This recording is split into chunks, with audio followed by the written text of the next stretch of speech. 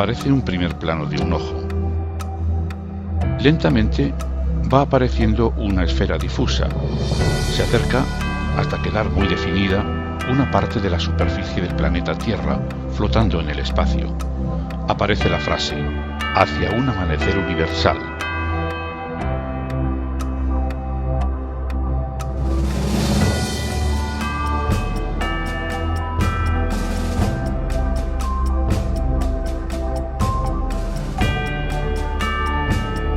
Ciegos en el mundo.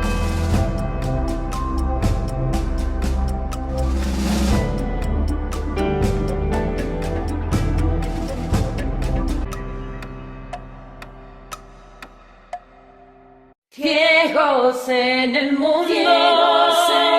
Blind around the world. Buenas tardes. Un número más dentro de la revista Punto Cero, Ciegos en el Mundo, que hacen tantas personas invidentes, ciegas, con actividades diferentes, ¿no? Últimamente nos hemos centrado bastante en compañeros de España. También, como habéis observado, hemos hablado con otros personas ciegas de distintos países y seguiremos en ello. Hay temas muy interesantes que dentro de 2 o 3 semanas van a salir y sí que recomendamos, para no dar la lata a todos y mandar mensajes que con el número de la revista, sabiendo que salen todos los jueves en condiciones normales. Hay semanas que sacamos 2 a nivel excepcional, pero sabiendo que todos los jueves tenemos un número diferente con actividades distintas, pues lo mejor es que os suscribáis al canal y de esta manera no estamos mandando los correos permanentemente. Dicho esto, vamos a abordar, ya hemos tocado una vez más el tema de fisioterapia. Es una actividad, una profesión que en España tiene, y en años anteriores, muchísimo éxito, pero para ello nada mejor que un compañero y un amigo de la revista, José María Rodríguez, que nos presentará a Francisco Jiménez Bullón, pues que nos hablen de lo que quieran. Buenas tardes a ambos. Muy buenas tardes. Mañanas o noches, depende a la hora que los televidentes y oyentes nos capten, ¿no? Cierto, cierto. Bueno, por la presentación de Francisco Jiménez Bullón, Paco, para nosotros, para los amigos, pues poca presentación puedo hacer yo. Casi lo mejor es que él se presente a sí mismo y que nos cuente sus aventuras por la vida, profesionales sobre todo, o las que él quiera. Pues nada, Paco, adelante. Bueno, a ver. Bueno, yo entré en la 11 con 13 años en el Colegio de Sevilla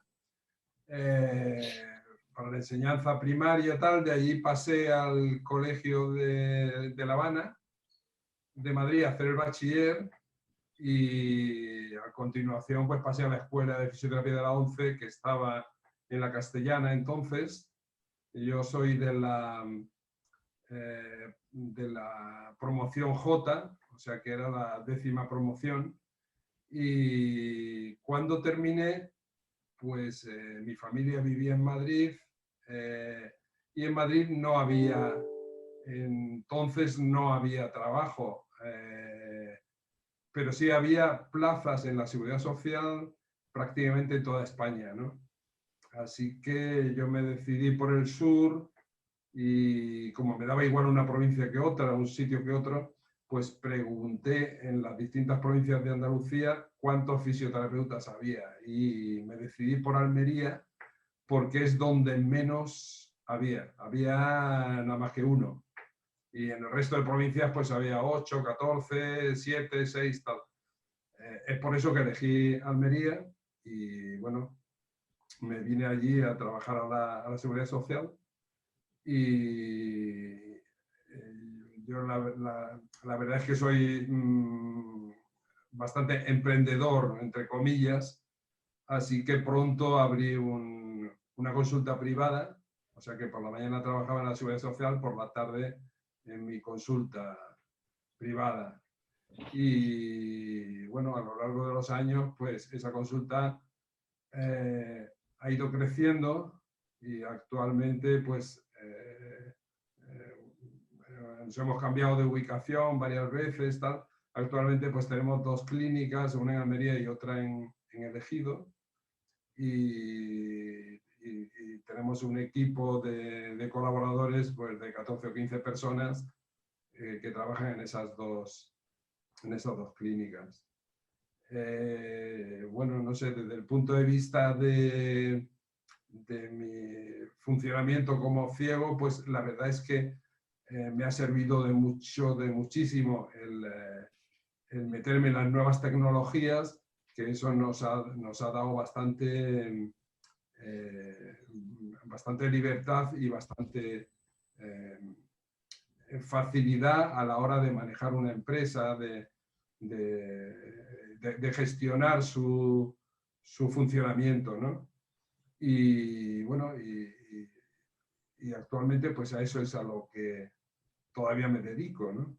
Aparte de eso, pues yo como aficionado a la informática desde los principios de la misma, pues también le he dedicado mucho tiempo a ese tema. En su día hice un programa que yo creo que debí de ser de los primeros ciegos que rellenó cheques por sí mismo. O sea, hice un programa en los años 90 o cosas así, sirviéndome de un ordenador Amstrad 6128, que era una cosa muy básica, y de un sintetizador pequeñito, pues hice un programa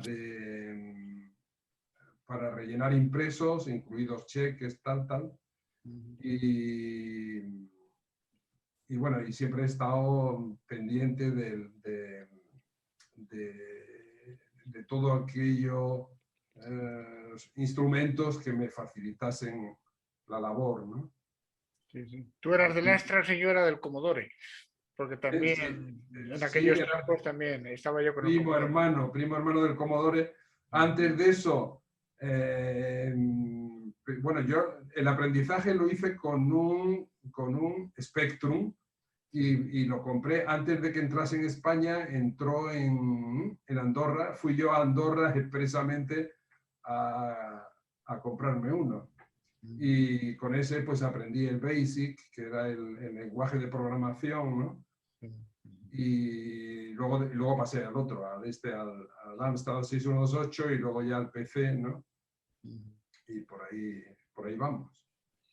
Que ahí todavía tenías vista para ver la pantalla. Sí, bueno, entonces exactamente. Ahí eso también quizá me terminé de quemar la vista, porque claro, eso funcionaba con el televisor como pantalla, y yo con la poca vista que tenía, la verdad es que tenía que meter la cara en la pantalla para ir leyendo, ¿no? Y la verdad es que eso, por esa época más o menos me quedé ciego total, ¿no? Pero bueno, me he ido adaptando sin mayores problemas, ¿eh?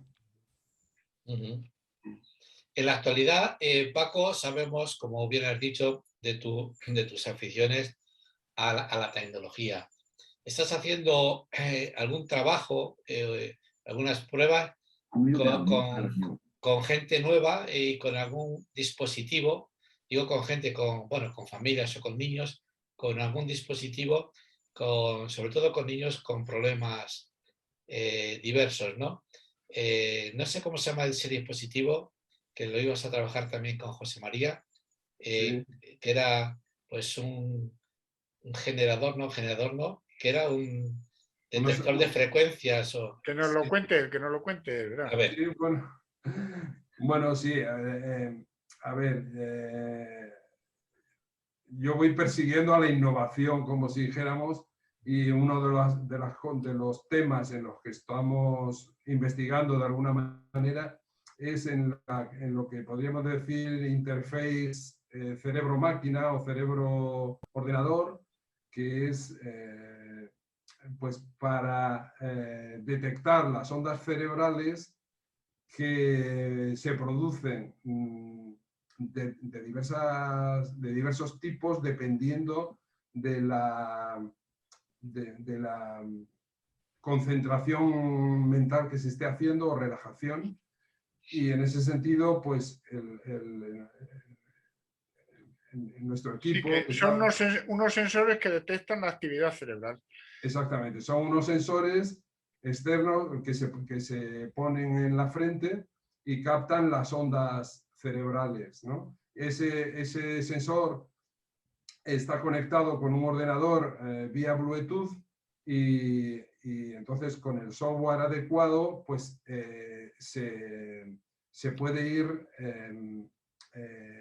Se puede interpretar, sí. se Es puede ir ejercitando, ¿no? es un feedback, es un sistema de Sí. feedback.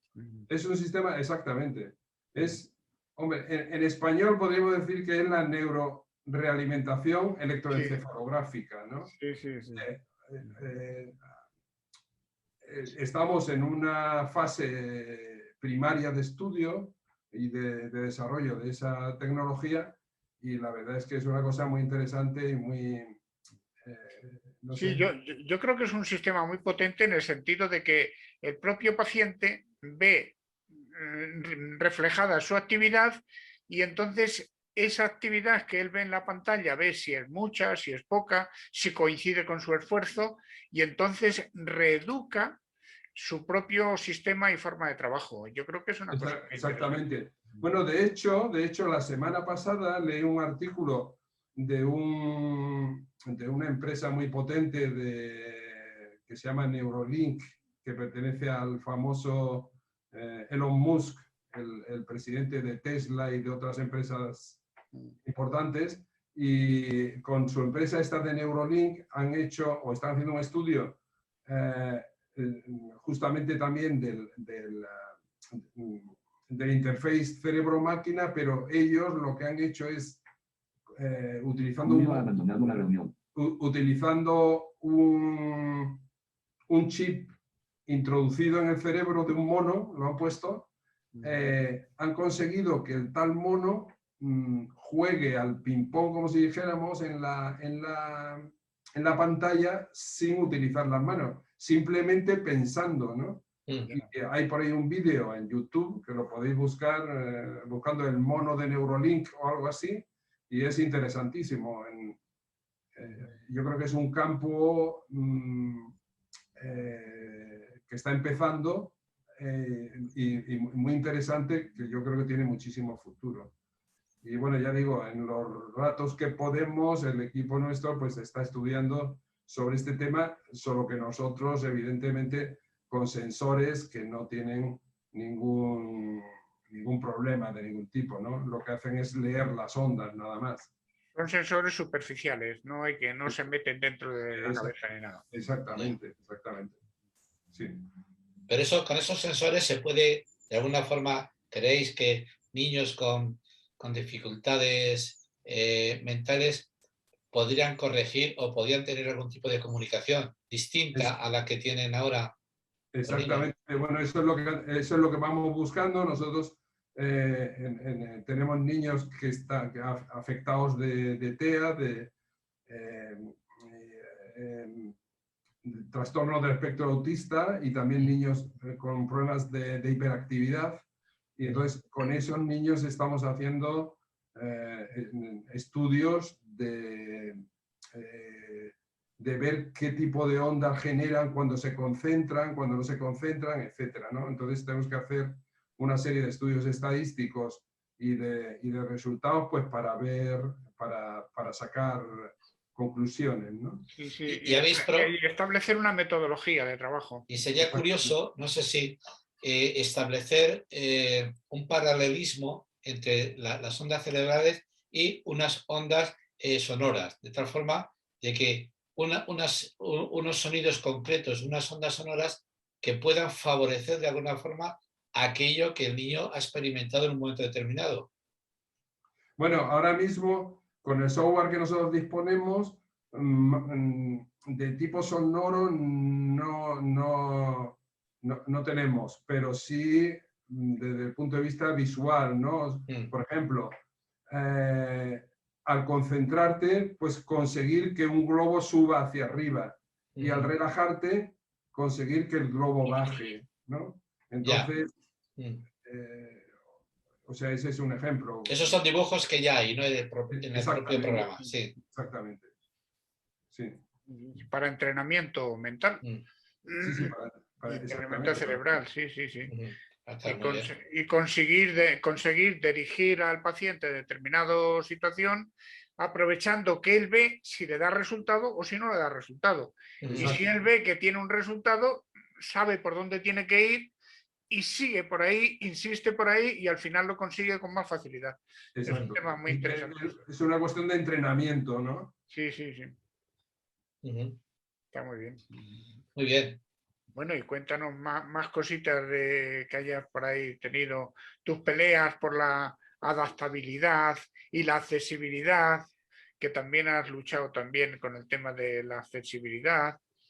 Sí, bueno, la accesibilidad, pues para nosotros es fundamental, por ejemplo, lo de las líneas Braille, ¿no?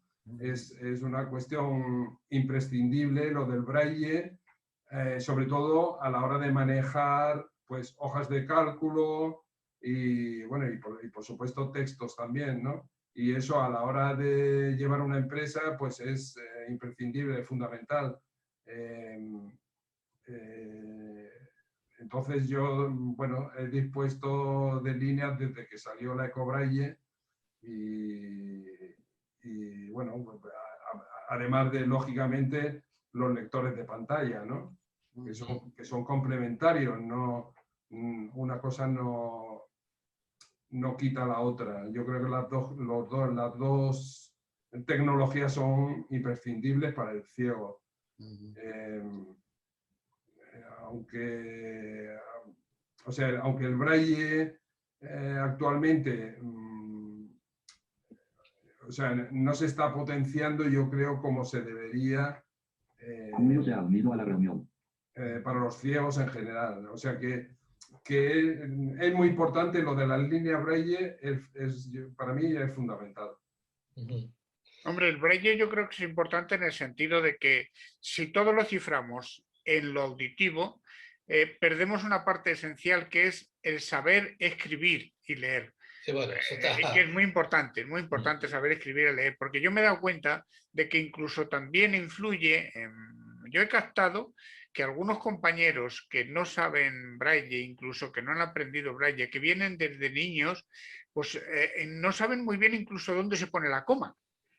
Y claro, que si la coma va junto a la palabra, después de la palabra, o incluso hay quien pone la coma junto a la palabra siguiente, y cuestiones de ese tipo, y yo he investigado un poco y me... Pero yo creo que esos son más que nada despistes, Chema. Bueno, aparte de... No, pero aparte de despistes, yo he detectado alguna persona que por no aprender Braille, realmente no han aprendido a escribir.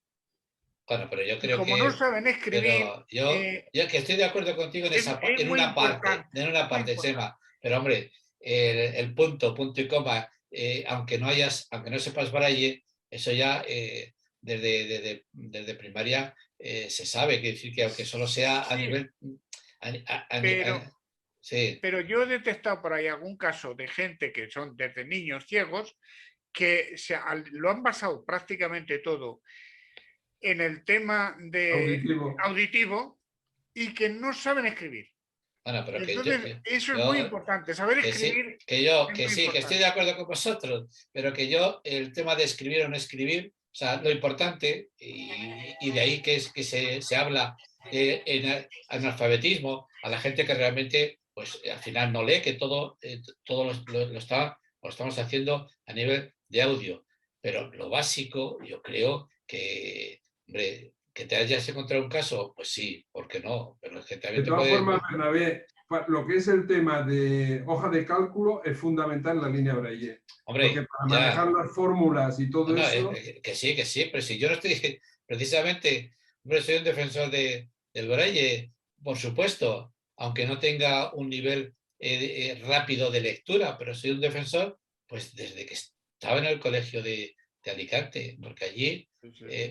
teniendo un resto bueno, como yo tenía, visual, si agachaba la vista para leer braille me pegaban capones, como a mucha gente, ¿no?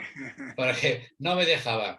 Después hacíamos trampa, lógicamente, y además nos la enseñaron las monjas precisamente, que ponías un papel de calcar por encima de los puntos se resaltaban en negro y se veía fenomenal. Perfectamente. O sea, pero bueno, que estoy de acuerdo con eso. Ahora, que es cierto que ahora sí que está ocurriendo ese fenómeno, que se basa mucho en lo que es el audiolibro y sobre todo, bueno, pues para leer novelas, perfecto, pero para lo que es la enseñanza es fundamental, yo diría imprescindible, un sistema lectoescritor, el que sea, braille o tinta ampliada o como sea, pero vamos, es fundamental. Que aquí nosotros tres, precisamente, nuestros afanes informáticos y demás, que aunque no tengan mucho que ver, o tecnológicos, que no tengan mucho que ver con el tema, pero es para meter de vez en cuando una pequeña cuña diferente, ¿no? Nos encontramos ya en Canarias también y nuestra afición a visitar a las tiendas de los indios por distintos dispositivos, ¿no? Sí. Dinero que ganábamos, dinero que invertíamos en micrófonos, en pletinas. o el caso de José María, por ejemplo, deciros que José María y yo, José María mucho más aficionado que yo al tema de la fotografía, yo perdí la vista y José María siguió y sigue hoy en día y ayudando mucho a esta revista con el tema de las entradas y demás historias que estamos haciendo. Pero yo recuerdo una anécdota, y me lo vais a permitir, en Canarias vendíamos en Las Palmas, en lo que era la isleta, creo que también sí. Y pues hombre, nos conocían allí a los 4 ciegos que por la mañana, en muy poco tiempo, pues terminábamos nuestra venta. Pero por la tarde, a última hora de la mañana, mejor dicho, íbamos al indio de turno, él se compró un sistema para revelar, no nos juzguéis, pero en el cuarto de baño le pusimos una luz roja a la bombilla porque ahí José María tenía que revelar las placas. Lo demás ya no os digo, o sea, no sé si hacíamos buen uso o no de la bañera, pero la bañera estaba para revelar. Pero yo creo que fue la cocina, fue la cocina. ¿O en la cocina era? Fue la cocina, sí. O sea, que no éramos tan guarros, vale. Bien, entonces, pues, para la cocina más dificultades porque yo no recuerdo. Lo que pasa es que era entre la cocina y el baño, porque en el baño también teníamos allí para lavar las fotografías. Algo había, sí. Algo en la bañera, se utilizaba entre las dos cosas, sí. Pero la última fase de lavar las fotografías era en el cuarto de baño. Ajá. La anécdota, y ya sigue Paco, me permitís esto, porque ya que estábamos los tres implicados en este tipo de historia, la anécdota es que yo me compré una cámara reflex, o sea que se veía por arriba, mi grado visual no llegaba a esa nitidez de si estaba bien enfocado o no enfocado, pero bueno, más o menos casi a ojo, a cálculo más que a ojo, pues ya hacíamos las fotos, ¿no? Pero paseando por las canteras, José María y yo, pues como si fuéramos 2 fotógrafos profesionales, ¿no? Se oye una voz desde un piso, no sé si te acuerdas, Chema, que empieza, ¡ciego, ciego! Chema, que nos están llamando. ¡Súbase la foto al niño! Yo, ahora resulta que tenemos que hacer fotografía como si fuéramos fotógrafos profesionales. Cuento esta anécdota, no sé si tú te acuerdas de ella, José María, porque para ellos el tema de la persona con ceguera pues estaba tan asumido que bueno, no pensaban que era ciego, no lo relacionaban con el hecho de no ver, porque de hecho, bueno, nos veían con la cámara por la tarde. Hombre, nosotros veíamos bastante. Ya, pero por la mañana esos mismos nos habían comprado cupones. Claro, que dice que no era una cosa curiosa, ¿no? Que estábamos allí en ese sentido. Dicho esta anécdota, hoy se iba a unir también nuestro amigo que estuvo con nosotros también, Santiago Mateos, ¿no? Sí. Y no ha podido, pero nada, pues un saludo para él, porque después seguramente que escuchará esta grabación. Estábamos nosotros tres, Santiago Mateos y Gosende. Y Gosende, efectivamente. Hola. Hombre, ¿me oís? Perfectamente. Por fin. Buenas, ha costado, cago en 10, pero al final, ¿qué tal? ¿Cómo estáis? ¿Eh? Muy bien, Julio, bienvenido aquí a la tertulia con don Francisco. ¿qué tal? Hola, don Francisco. ¿Qué pasa, Julio? ¿Qué tal? Pues bien, aquí andamos, tirando, luchando con los COVID. Ah, muy bien, muy bien. Pues nada, pues seguir vosotros, que esta era la anécdota de Canarias. Había muchas más, pero hoy no nos entretenemos en eso.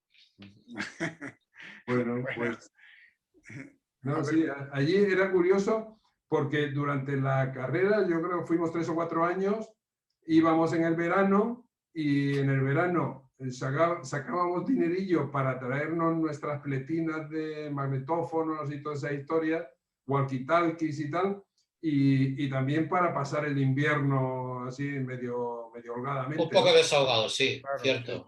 Sí, sí, sí. Menos yo, José María, nos gastamos el dinero en aparatos, casi de todo, vamos, en mi caso por lo menos. bueno, había quien la ahorraba, había quien la ahorraba. Sí, sí, sí, sí. Bueno, algunos de nuestros compañeros efectivamente, bueno, pues tenían otro tema y ahorraban pues para todo el curso, efectivamente, ¿no? Estaba bien, bueno. Pues estábamos aquí viendo con Paco pues el tema de como autónomo, Sí, dificultades o no, que tú también tienes una clínica aquí en Madrid. Bueno, ajá. podéis comentar dificultades y bueno, y por qué no, también ventajas, ¿no? Y sobre todo yo creo que la credibilidad de cara a los clientes, a la gente que siempre ha tenido la gente que ha salido de la escuela de la ONCE, ¿no? A ver, Julio, comenta tú, Sí, porque Sí. sí, pues, pues la clínica de Julio pues es como la mía, o sea, que, un poco más modesta. bueno, más modesta. La tuya en el centro de Madrid y la mía en Almería, ¿no? Pero en definitiva la forma de trabajar pues yo creo que será Sí, parecida y bueno, el prestigio que podamos tener pues en gran parte se le debe a la ONCE y a su escuela, ¿no? A su escuela y que siempre ha sido un referente en España. Yo creo, no sé, yo creo que ha sido la mejor escuela de fisioterapia, por lo menos en este país hasta ahora. Y bueno, y eso se ha reflejado luego en la realidad del trabajo, porque pues, la gente nos ha conocido, pues yo creo que por los resultados, ¿no? Más que por otra cosa, independientemente de si éramos ciegos o no, o lo que fuese. O sea, sí. ¿no te Sí, sí, parece, está claro. Julio? Sí, ya me estoy de acuerdo contigo. Hombre, yo creo que el referente de la escuela ha sido muy importante de base. Yo estoy convencido que lo que ha hecho que una consulta, en este caso nuestra de fisioterapia, como sería un despacho o sería lo que fuese, la verdad es que tiene que ser el mantenimiento de una filosofía de trabajo que sí es cierto que la hemos mamado en común de la propia escuela. Yo creo que tuvimos suerte con los profesores que tuvimos entonces, sobre todo con la filosofía y la metodología que se impuso desde el principio. Luego ha pasado el tiempo y nosotros hemos intentado mantener aquella filosofía, aquel nivel de exigencia, pero fundamentalmente aquel método, ¿no? Sí. Que nos funcionó y que creo y sigo pensando que funciona. De hecho, muchos de los cursos de posgrado que se han hecho después, no solamente en nuestra escuela, sino en otros centros, han seguido un poco esa filosofía de enseñanza, ¿no? Grupos reducidos, enseñanza dedicada y bueno, pues operador, modelo operador.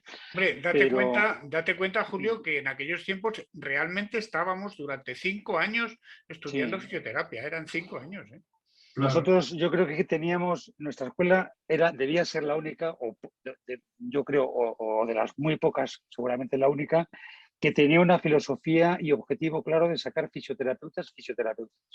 Entonces, las otras escuelas recibían gente ya titulada de ATS y que habían escogido ser fisioterapeutas, pero se montaron, bueno, pues por inercia, por necesidad, seguramente al principio, los años aquellos 50 y 60 en inicio, pero no tenían ese objetivo tan claro que trajo José Luis de la Escuela de Londres, que fue una imagen y semejanza de aquella, y desde luego lo tenía muy claro. Pues eso, que yo creo que además de ese objetivo tan claro que tenía la escuela y de ese referente, daros cuenta o acordaros, cuando tú terminaste, Paco, yo empezaba, por ejemplo, ¿no? Sí, Cuando yo empezaba, José María ya había terminado, hacía tiempo, y la fisioterapia no se conocía prácticamente nada. nada. Prácticamente no sabía ni pronunciarlo el No, personal, no, ¿no? no. Pero ni Eso, siquiera en los hospitales, ¿eh? ni Yo cuando siquiera en vine, los hospitales. sí, sí, Y es curioso. entonces, el hecho de llegar bueno, y hacerse con un lugar en la sociedad médico-sanitaria, en tu caso, de Almería. Sí. Tú estuviste, José María, en Vigo, me parece, ¿no? ¿O estuviste por ahí? Yo Primero en sí, Mafre. sí, estuve en Vigo, sí, 10 Tú años. en un hospital de mutua, no sé, yo no sé, nunca sabes si llegaste a tener o no una consulta privada, pero No, tú estabas ahí en Mafre, ¿no? mm, ¿Eh? he tenido Entonces, a nivel privado, sí, de pacientes a domicilio, pero privada, estuve a punto de montármela allí en Galicia, pero al final me vine para acá y no, al final no. sí. Y De entonces quiero todas decir que formas, de todas formas, entonces, sí, aunque éramos pocos fisioterapeutas, pues sí, tampoco había mucho trabajo porque era una especialidad que no se conocía y no claro. se demandaba, ¿no? Entonces, Bueno, mucho trabajo yo creo que sí había, ¿eh? Porque yo recuerdo que trabajaba por la mañana, trabajaba por la tarde, bueno, tenía, sí, había un montón Sí, de trabajo, ¿eh? sí, pero bueno, pero un montón de trabajo, pero por ejemplo en Almería éramos 2 o 3 o 4 fisioterapeutas para una provincia, ¿no? Claro, lo que pasa, claro, era trabajo sobre todo en los hospitales. Y claro, yo trabajé en La Paz, trabajé en la Clínica de la Concepción, en la Fundación Jiménez Díaz, y luego ya en mutuas, prácticamente todo en la mutua, ¿no? Y entonces ahí hemos trabajado mucho, pero claro, sí. las mutuas absorben también, nos sacan bien el jugo en las mutuas, porque el trabajo es muy intenso. Pero vamos, había mucho trabajo y hacía mucho falta, pero había pocos fisioterapeutas, eso es cierto. Exacto, exacto. Pues en principio, hombre, yo creo que era una época que no se conocía la profesión, pero sí había trabajo, sobre todo, hombre, yo cuando terminé, además coincidió el tema del síndrome tóxico. Ah, Ahí sí. se duplicó la demanda de trabajo de fisioterapia, una barbaridad. Nos pedían incluso que dobláramos en diferentes centros, ¿no? Pero lo que hablábamos antes, que era el mantenimiento de un negocio, de una consulta de fisioterapia, en este caso, al final tienes que dar tienes que tener una credibilidad, y esa credibilidad se consigue poco a poco, con resultados, y al principio, como decía antes Paco, independientemente de que fueras de la ONCE o no, conectabas con algún grupo médico, por ejemplo, un equipo médico concreto, y bueno, pues la relación seguía si los resultados eran buenos, está claro. Y yo que he tenido por la fortuna de conocer varios equipos médicos y sigo trabajando con ellos, aunque sea a distancia, pues hombre, la verdad es que he comprobado que esto no es fácil mantenerse, que requiere mucho trabajo y requiere mucha constancia, y hace mucho de lo que vemos nosotros ya como equipo de fisioterapeutas, ¿no? Desde nuestra propia clínica. Tú, Paco, tienes un montón de gente trabajando, has llegado a tener, con 2 centros que tenías. No sé si sigues con los 2 o Sí, no. sí, sigo con los dos. Pues, Lo que pasa es que nosotros también nos hemos diversificado un poco en el sentido de que ya no solamente hacemos fisioterapia, sino que también hacemos psicología, logopedia, porque tenemos un centro de atención infantil temprana y eso nos ha obligado a un poco a cambiar el sistema, ¿no? También tenemos traumatólogos en la clínica y, o sea, que el trabajo se hace en equipo directo, ¿no? sí, Y bueno, pues Sí, hacéis una rehabilitación más global, quiero sí, decir. O sea, tenéis fisioterapia, psicoterapia, tenéis logopedia, tenéis un equipo de rehabilitación. exacto. Nosotros somos fisioterapia nada más. Todo lo que tiene que ver con otras especialidades médico-sanitarias, nosotros sí tenemos conexiones y trabajamos con otros equipos, colaboramos, vaya, entre nosotros, ¿no? Pues ellos se llame podología, logopedia, rara vez, porque nosotros nos dedicamos sobre todo a la columna y a la traumatología, en cuyo caso, pues en la logopedia no hemos tenido que tocar ese campo, ¿no? Pero, por ejemplo, trabajamos mucho con podología, Y bueno, y con equipos médicos con cirugía, sobre todo traumatológica, pues tenemos varios equipos, unos especializados en mano, otro en cadera, otro en rodilla, en hombro. Y la verdad es que en ese sentido ha costado, pero no nos podemos quejar. Yo creo que en ese sentido la gran ventaja que tiene el estar al frente de un equipo es la autonomía de trabajo que te permite. Que en fisioterapia, por lo menos este año va a hacer 40 años que yo terminé, y dentro de los hospitales hay una serie de cuestiones esenciales que no han cambiado. Yo creo que sigue existiendo poca consideración profesional hacia el fisioterapeuta.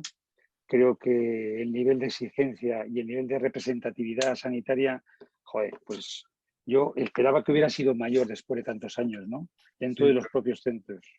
Y entonces, quiero decir, no somos tan necesarios, ¿no? Digamos, en el COVID, por ejemplo, se nos ha mencionado poco, yo creo, ¿no? Bueno, pero yo creo que a nivel de la seguridad social estamos bajando, estamos perdiendo protagonismo. Probablemente. Pero yo creo que es intencionadamente, en el sentido de que están bajando pues porque se están bajando las plantillas y que se está tratando menos. Entonces hay cosas, yo recuerdo en mis años jóvenes que en la seguridad social, pues bueno, había sus cosas, también había sus cosas, pero la entrega y el trabajo y las patologías que se trataban de una forma diferente a como se está haciendo ahora. Bueno, pero desde el punto de vista global, lo que es el público en general sí demanda más fisioterapia que antes. Sí, ahora ya es totalmente conocida y antes era desconocida. O sea, entonces ahora el propio público, el propio paciente es el que exige o demanda tratamientos de fisioterapia, ¿no? Sí, aunque, como bien dice Julio, en los hospitales, sobre todo de la seguridad social, pues por su estructura organizativa, pues los fisioterapeutas quizás no hayamos sabido el promocionarnos como debería ser, ¿no? Hombre, y que también los contratos, ¿cómo son los contratos? Es que hay contratos con plaza fija, no los hay con plaza fija, son temporales, es que todo ese tema, efectivamente. Es que meterse en ese tema es un poco peliagudo, pero... Hay muchos fisioterapeutas que se han marchado fuera, a Inglaterra y a Francia. Es decir, el nivel del fisioterapeuta aquí en España, no cabe duda que ha subido, después de tantos años ha subido mucho el nivel académico y el nivel, digamos, del profesional recién salido. Solo le falta tiempo, experiencia, pero en Francia nos consideran muy bien, en España en Inglaterra nos consideran muy bien. Y no cabe duda que se ha ido mucha gente, porque es que los contratos de aquí y los sueldos de aquí son algo tremendo. Que bueno, que esos son comunes a enfermería y a medicina. Eso también pasa con los médicos, ¿eh? Claro. Sí, es en general, sí. Claro. Porque el problema es la gente ahora mismo con el tema del COVID, el estrés al que están sometidos, cómo incluso arriesgan su vida y lo mal pagado que está. Ese sacrificio no se está considerando y no valen aplausos, ahí no valen aplausos. Ahí hay que considerarlo de otra manera y pagarlo de otra manera. Y respetar ese trabajo más. Sí, lo de los pagos, alguien me decía un médico esta mañana concretamente, dice, el otro día fue mi mujer a la peluquería, le cobraron 150 euros, dice, y eso se considera en España como algo normal, dice, pero vas a una consulta de un fisioterapeuta o de un médico y te cobra 40 euros o 50 y le parece una barbaridad. Y efectivamente, sí. Los 150 euros de la peluquería a la gente le parece lo normal. Sí. Efectivamente. Pues yo creo que es una cosa rara de la sociedad. Son actitudes viciadas, sí. Son actitudes ahí ancladas y que además de hace muchas décadas. Y porque, joder, yo recuerdo las diferencias de sueldo y los pobres sueldos que teníamos, que cuando yo empecé en aquella, ya digo, hace 40 años, con lo que síndrome tóxico casi, a la par, se hablaba del módulo 8, y que se hicieron huelgas y se hicieron manifestaciones para conseguir en enfermería y todo lo que derivado de aquello, que era fisioterapia, podología, etcétera, el módulo 8, eso nunca se llegó a cumplir. El módulo 8 era que teníamos que cobrar el 80% del médico adjunto. Nunca se ha llegado a conseguir eso. de ninguna manera. Y la cosa ha ido más desfasada. Y si desfasado está el médico, lo nuestro, pues imagínate. Entonces, claro, y luego, pues, yo hablaba, no sé a quién le comentaba hoy en la consulta precisamente, hablando del tema del peso social que tiene la fisioterapia y del peso que tiene la medicina, el descrédito que tiene algunas cosas. Por ejemplo, ¿cuánto está objetivamente y científicamente demostrado que hay en tratamientos médicos? Hay bastante, pero hay mucho que queda por demostrar. Y eso que hay unos laboratorios que invierten millones y millones de euros, de dólares, pero en la fisioterapia se están haciendo ensayos clínicos medianamente serios y tal. ¿Desde hace cuánto? Son pocos años. ¿Y con qué financiaciones? Prácticamente nulas. Entonces, ¿cómo vamos a avanzar? Mañana Vosotros... Sí, Sí, dime. sí, no, sigue. No, que Julio. iba a decir, apuntar nada más, para terminar este tema. Mañana, por ejemplo, aquí en Madrid hay una reunión de una asamblea extraordinaria del colegio, donde pretenden quitar de las funciones de fisioterapia, pretenden quitar pues, el tema de osteopatía, quiropraxia y reflexología, tal.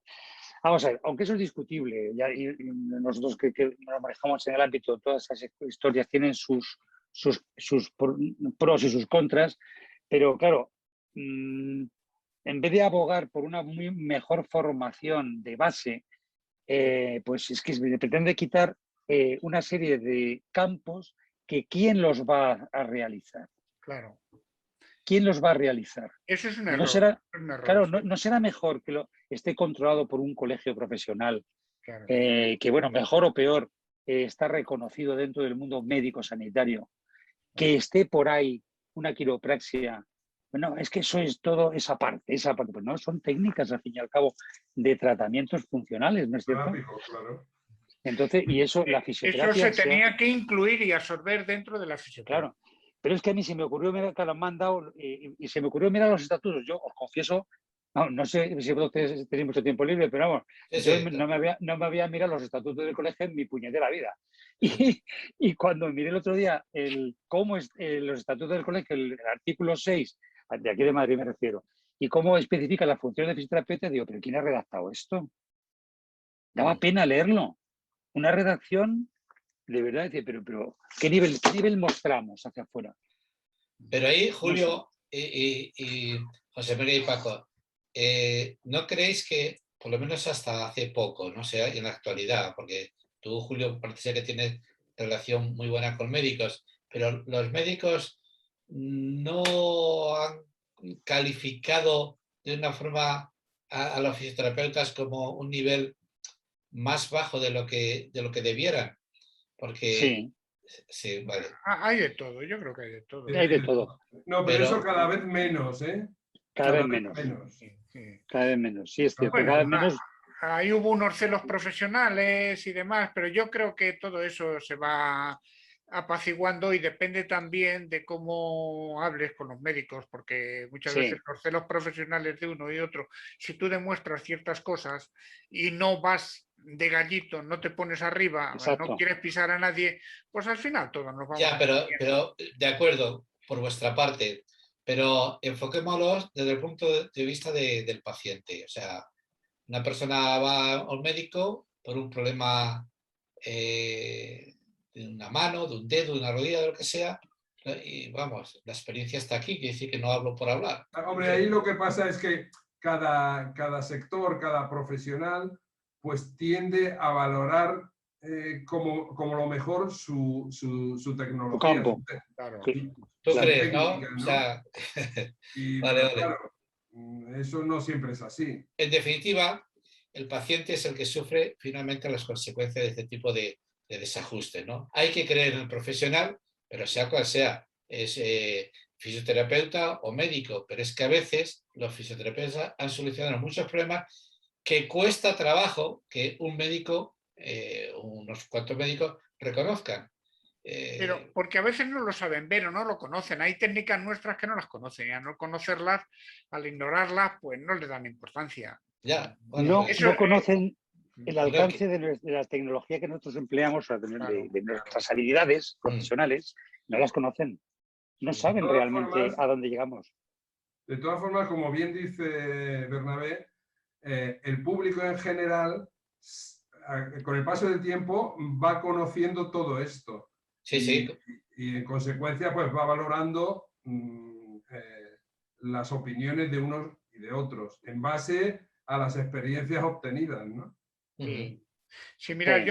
yo tengo la anécdota de que hace años con un médico, bueno, cuando se puso de moda el tema del láser, pues bueno, llegó a la clínica donde yo trabajaba un láser y pues como era una cosa muy especial, no, solamente la usaba el médico y la utilizaba el médico. Digo, bueno, pues aquí, pero una cosa que yo sabía que era una técnica nuestra. Y entonces yo le entré con mano izquierda y empecé a preguntarle con curiosidad, le empezaba, oye, ¿y qué parámetros pones? ¿Y cuál potencia pones?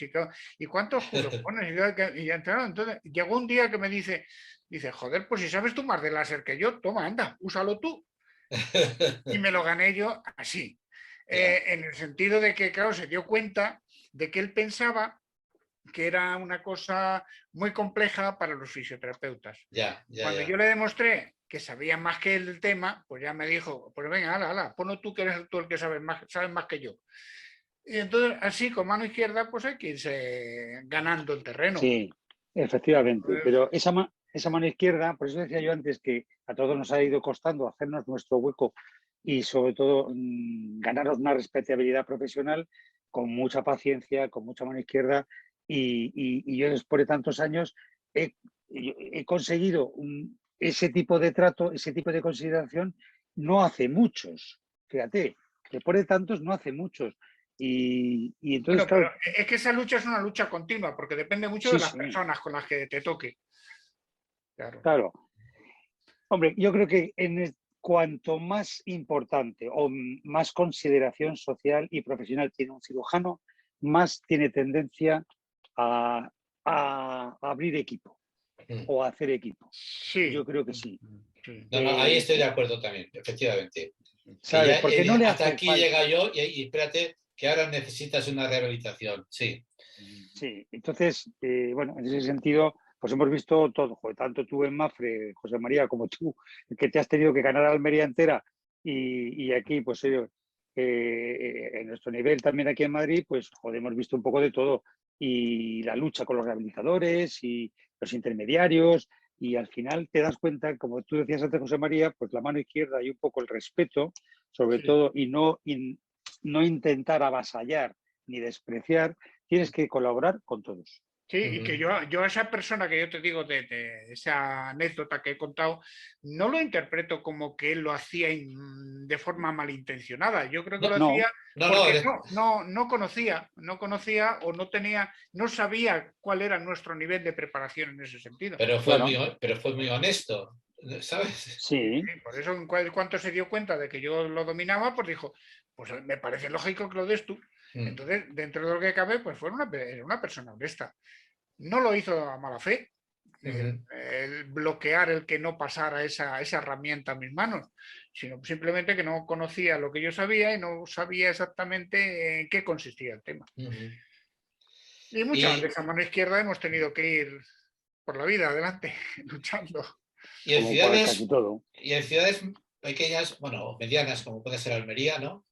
Ya los fisioterapeutas, por ejemplo, Paco, que llevas un montón de años, ¿no? Supongo que ya eres más que conocido, ¿no? Sí. Yo no digo en el Ejido, pero quizás sí en Almería, ¿no? Sí, no, eso sí es cierto. A mí, bueno, pues es que llevo como 40 años o cosas así, ¿no? Y hay veces que me llega a lo mejor un paciente y me dice, no, yo es que a mí me arregló usted una rodilla hace 20 años, ¿no? O 25 años. Sí. Y entonces, sí, la verdad es que soy conocido por eso, porque he tratado a más de 20.000 personas en este tiempo. Entonces, claro, me conocen esos 20.000 como mínimo más sus familias, ¿no? Claro. Sí que sí. Claro, eso solamente lo da el tiempo. Y está claro que lo da también, pues eso, la profesionalidad. Porque si a muchos de ellos les hubiese dejado la pierna más coja de lo que la tenía, seguramente no te saludarían, ¿no? Sí, claro. Sí. No, y además me pasaba, o sea, yo a lo mejor los domingos que nos íbamos a dar una vuelta por la provincia, nos íbamos por un pueblo que estaba en el otro extremo y por la calle me paraban, hombre, que no sé qué, que usted me trató de un hombro, no sé cuánto. Claro, pues yo digo, bueno, ¿se lo dejé bien o se lo dejé medio lisiado? No, me lo dejó estupendo y tal y cual. Pues Y eso es lo bueno, la efectivamente. verdad es que eso, pues, o sea, es una satisfacción, ¿no? Totalmente. Sí, sí. Lo importante. Esas cosas también me pasaban a mí cuando estuve en Vigo, de que estuve unos 10 Claro. años en Vigo, pues allí, claro, terminas conociendo a la gente, pues también te saludaban y también había gente que estaba muy agradecida. Sí, eso vale mucho, claro. Sí. Hombre, es una satisfacción que va quedando, que por lo menos algo bueno has ido dejando, ¿no? Sí, Y en Madrid ya no pasa tanto, porque no, ya... porque en Madrid la gente ni se saludan los que se conocen. O sea que, Sí. no, pero sí es cierto que en el entorno más o menos donde te manejas, pues sí, más o menos te conocen. Como decías antes, de momento yo creo mayoritariamente para bien y no bien en algún caso, evidentemente, porque no todo sale al 100%, ¿no? Sí, es que Pero bueno, luego además esta profesión tiene la capacidad de que tenemos mucha cercanía con el paciente, porque sí, si te dedicas a hacer manuales o diarios o a días alternos, tienes una relación personal con los pacientes muy intensa, se salen todo tipo de conversaciones, tienes que hacer muchas veces de psicólogo, Claro, sí. claro. es una labor muy intensa, sí. Tenemos Es ahí, más cercana que una consulta médica sí, generalmente. pero muchísimo más. No tiene nada que ver. No El tiene- médico puede ser un individuo muy respetado, incluso idolatrado, porque ha solucionado quirúrgicamente un problema serio de función, un problema serio de un miembro, etcétera. Pero el fisioterapeuta, como tú dices, que estamos día a día o días alternos de una manera continuada y entonces ahí llega a haber un conocimiento más o menos de la persona importante, ¿no? Sí. Y influyen ya otros vínculos.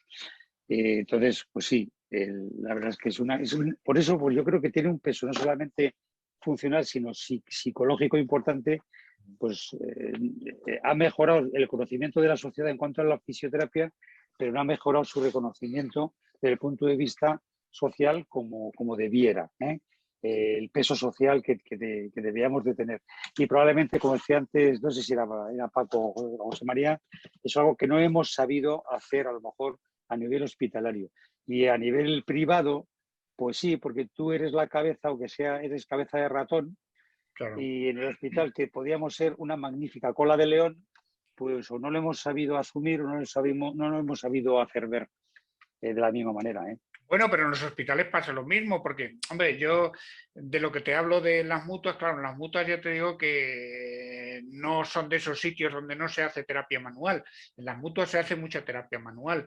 Y entonces, claro, ese rato que estás con los pacientes, Sí. estás tus 20 minutos con el paciente de terapia manual, unos más, otros menos, otros hasta una hora, pues claro, ahí te da tiempo para hablar, para chismorrear, para contar chistes, para salir un poquito de todo. Sí. Y No, para que el paciente te suelte sus angustias también, claro. y te vas a encontrar en la provincia, como decía antes Paco, con un paciente que trataste en la mutua y que ha sentido exactamente lo mismo con el fisioterapeuta de mutua, del hospital o de la clínica privada, porque ha tenido ese contacto. Yo me refiero al peso social que debe de ocupar este área de la sanidad en el equipo dentro de la medicina. O sea, esa respetabilidad, ¿no? Pero bueno, en cuanto al paciente, efectivamente, bueno, salvo, hombre, el sistema este típico de muchas compañías que donde hay exceso de pacientes y donde no puede haber una relación personal muy cercana, pues porque no hay tiempo, ¿no? Sí, eso es otra historia. Y eso es otra historia, ¿eh? Pero bueno, que Oye, eso es otro tema. una curiosidad. Vosotros, con el tema del COVID, ¿en qué medida, si es que lo hacéis, que yo creo, antes comentabais algo de esto, que no sé, yo creo que no se conoce mucho, o sea, ¿intervenís en la rehabilitación después de una persona que ha estado X días o semanas en el hospital? Bueno, yo no tengo mucha experiencia en eso porque, como tú bien dices, yo creo que es un tema más bien de hospital, ¿no? Sí. Por lo menos en la consulta privada yo la verdad es que he visto pocos casos derivados del COVID. Puede que más adelante te vayan llegando. Sí, es Pero, posible. Lo que sí nos han llegado es algún tema de psicología, o sea, para el psicólogo, ¿no? Sí. Eso sí. Sí, eso es más fácil. Pero ahí la fisioterapia tiene mucho que hacer, porque hay una parte de la fisioterapia que se llama fisioterapia respiratoria, que Por es muy ejemplo. importante, Sí, y además la sí. suelen hacer fisioterapeutas especializados en el tema.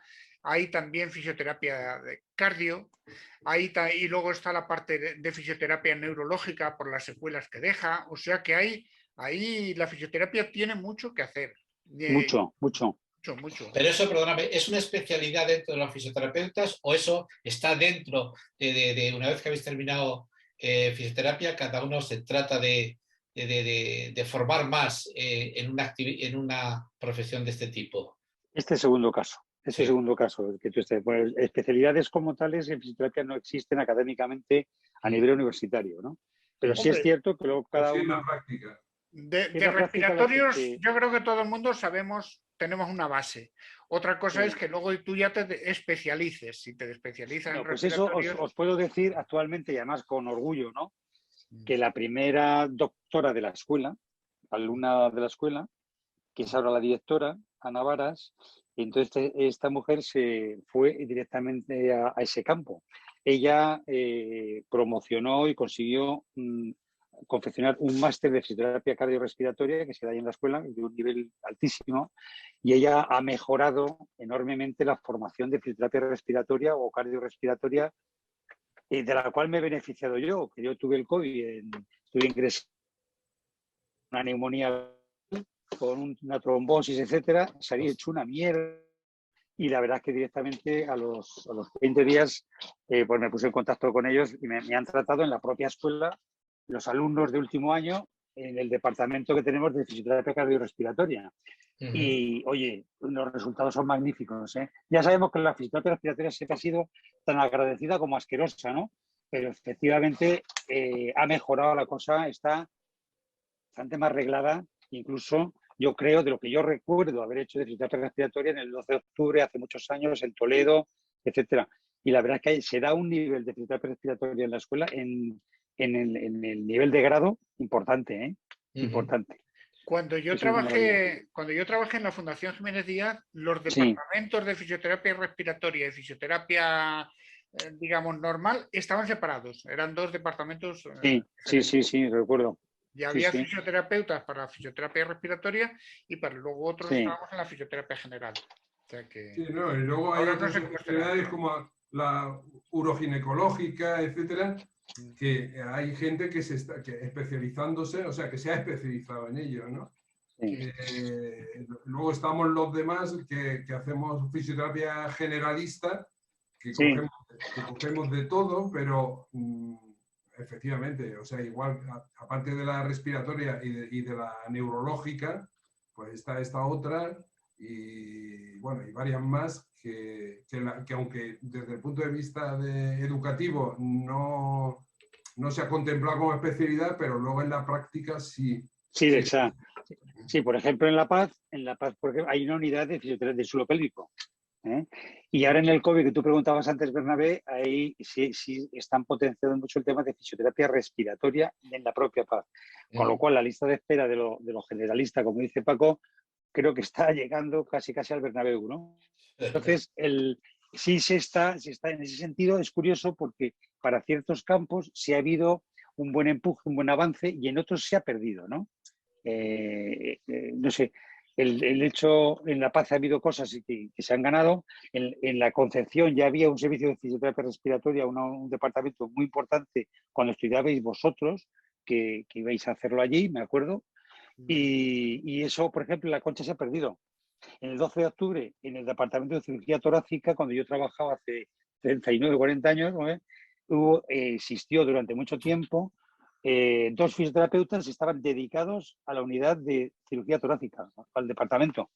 Y eso se ha perdido también el 12 de octubre, lamentablemente. Entonces, por eso es que es una cosa un poco rara, contradictoria. Se ha subido el nivel, no cabe duda. Los programas de grado son bastante más profundos o más importantes que lo que se hacía, y otra cosa es cómo se den en cada escuela, pero sin embargo no ha subido la consideración profesional dentro del mundo médico sanitario en la misma medida del esfuerzo que se ha hecho para eso, o a lo mejor los esfuerzos no se han hecho en todos los todos los sentidos para que tengamos ese peso, ¿no? La verdad. Porque sí está demostrado que la gente que ha trabajado, hemos intentado trabajar bien a nivel privado, pues yo creo que nos ha ido bien, nos hemos hecho respetar más desde fuera que dentro de los hospitales. Francamente. Y de hecho, yo recuerdo de jovencito de haber viajado, por ejemplo, a París hace 40 años y entonces allí había fisioterapeuta o masokinesioterapeuta, como le llamaban, había mogollón, o sea, por todas las esquinas. Igual, a mí me llamó aquello mucho la atención porque era como aquí farmacias, ¿no? O sea, farmacias aquí había por todas las esquinas, pero fisioterapeutas no había ninguno entonces, o casi ninguno. Y eso ha cambiado totalmente. O sea, que ahora mismo fisioterapeutas hay en todos los sitios, en todos los pueblos, y la gente lo conoce y en consecuencia lo demanda. O sea que Francia nos llevaba como 30 años de adelanto y yo creo que en eso ya nos hemos equiparado, ¿no? Sí, sin duda, sin duda. Lo que pasa es que efectivamente también hay muchas clínicas porque no hay opciones en la sanidad pública o en las mutuas, etcétera, para poder aspirar a un puesto digno de fisioterapia, porque los sueldos son una porquería y porque no las hay, además, las plazas. Hay muchas plazas que han el 12 de octubre los grandes hospitales han extinguido plazas, ¿sabes? Creo, por lo que hablo yo con ellos, ¿no? Entonces, pues claro, el atractivo. Mirad, y luego las cosas que lógicamente van cambiando como en todos los campos de la vida, ¿no? Yo tengo un chaval trabajando conmigo que es un fenómeno que se debe con una buena capacidad de la Escuela de Alcalá de Henares que terminó hace 2 años, ¿eh? Y lleva trabajando conmigo 1 año y medio. Y bueno, un buen día se me planta y me dice, me tengo que marchar porque es que voy a hacer un máster de gestión digital en sanidad.